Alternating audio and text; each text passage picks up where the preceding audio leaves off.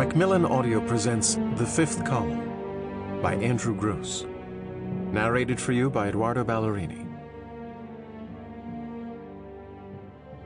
1939 to 1941. While there was already a war raging in Europe, at home there was intense, widespread opposition to President Roosevelt getting America involved. Isolationists still controlled Congress and the State Department, pushing the president to remain neutral. The America First Committee enjoyed widespread support. Charles Lindbergh, after Roosevelt the second most admired man in America, was an outspoken Nazi sympathizer, often butting heads with the administration. The National Socialist Bund, a powerful pro-German organization headquartered in Yorkville, on New York's Upper East Side, a uniquely German neighborhood, defended Hitler and his transformation of the German Republic in fiery public rallies. German families even spent summer weekends at pro-Nazi camps in New Jersey and on Long Island, where children wore swastikas on their arms, sang patriotic German songs, and gave Nazi salutes just like the Hitler Youth back in Germany. As Roosevelt supplied arms and equipment to the Brits and Russians, fears grew that Germans long buried in the fabric of our society were actually Nazi agents who would carry out acts of sabotage should America enter the war.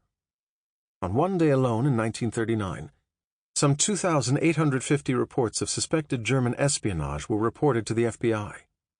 Those fears flamed the highest in February of that year, when over 22,000 Nazi supporters in khaki uniforms, waving swastikas and singing German songs, packed New York's Madison Square Garden for a raucous, hate-filled rally. This story begins on that night. Chapter 1. February 1939.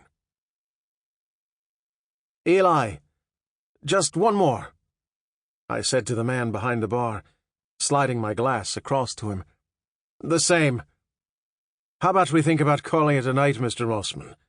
the barman replied, likely detecting that rise in my voice that immediately gave me away when I'd had one too many. "What is that now? 2, 3? He was being kind. It was 4, actually. 4 Rob Roys, and he knew just how I liked them. A jigger of cuddy with only a wave of vermouth skirted around the edge, pretty much scotch on the rocks for anyone else, along with an ashtray full of Chesterfield butts. That's how I passed every Tuesday and Thursday Eve. But he was right. I ought to get myself home. I had a wife and a daughter there, the remains of a once happy family, even if it was now more of a memory than a fact. For weeks now, after work, if you even called it work, what I did these days, teaching evening classes in U.S. history to immigrants applying for citizenship, I'd been stopping by this dark, smoky bar with its red neon sign flickering on and off. Eli's, Eli's. It was in a part of the city most people steered away from after dark, south of Madison Square Garden and north of 42nd, where the Greyhound Line buses came in. I always instructed the Irish owner who manned the bar as I took a stool, "Just the one, Eli," only to make the bus ride across town and the rickety Lexington IRT back to Yorkville more bearable, though I usually threw my wobbly ass into a cab, and to go over the stories of the day.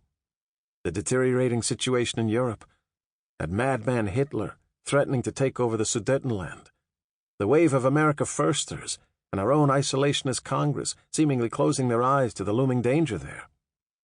What every thinking person in this increasingly blind world could clearly see. But invariably, the one had a way of always turning into 2, and 2, 3, as the discussion heated. "Let those Europeans work it out for themselves," Eli would say. "Me, I don't want a single one of our boys dying over there for them, not after the last war." And then the 3 might become 4, or even more, until it was clear as the torment on my face why I was really there, drinking myself into a dulled state, and that it wasn't all over the gloomy condition in Europe. That clearly, undeniably, I simply didn't want to go home. That home merely reminded me of the promise and hope rapidly fading from my life. That once I had been in the doctoral program at Columbia, instructing graduate candidates in 19th century European history while I finished my dissertation. That once I had a smart and beautiful... Sample complete. Ready to continue?